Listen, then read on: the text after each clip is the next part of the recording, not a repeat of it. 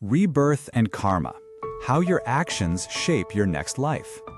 The concepts of rebirth and karma are central to many Eastern philosophies, especially Buddhism.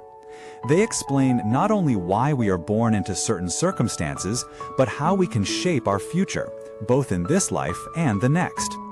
Far from superstition, karma and rebirth offer a profound moral framework rooted in cause and effect. Karma means action. Every thought, word, and deed creates an imprint in our consciousness, much like seeds planted in a field.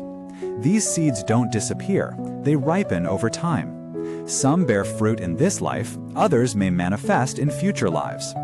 Rebirth is the continuation of this mental stream from one life to another, driven by the momentum of our karmic actions. To understand this better, imagine a flame being passed from one candle to the next. The second candle is not the same as the first, but it's also not completely different. It carries the flame forward. Similarly, when we die, our body decays, but the mind stream continues, taking a new form, a new birth. The type of birth depends on the quality of our accumulated karma.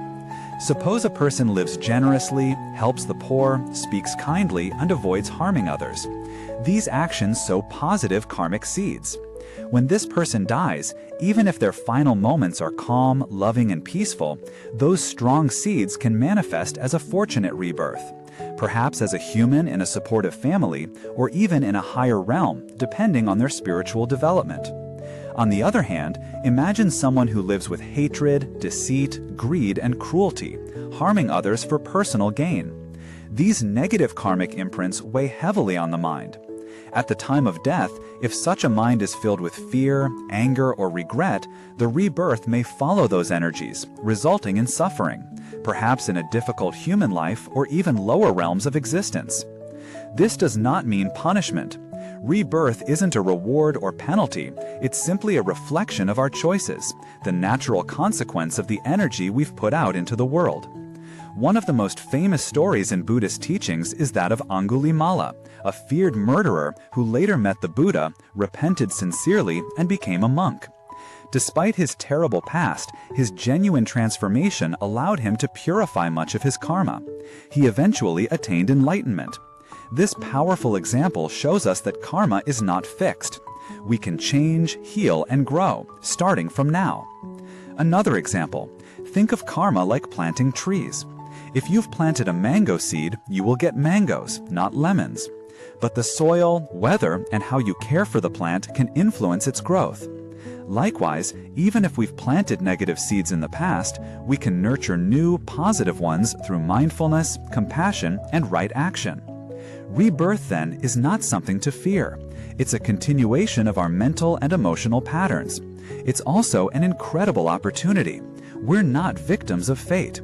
We are co-creators of our future. What we choose today determines what unfolds tomorrow, even beyond this life. From this perspective, every moment counts. Every small act of kindness, every sincere apology, every moment of awareness helps to build a better future, not just for ourselves, but for others. We begin to live more ethically, speak more truthfully, and think more compassionately. This is how we take control of our karmic journey. At death, we carry nothing except our karma, not wealth, not fame, not possessions. But we do carry the energy of our actions, our mental habits, our intentions, our love, or our hate.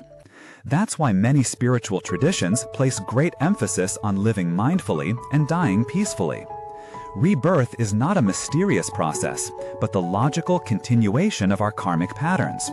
Karma is the energy of our choices, shaping not only this life, but the lives to come.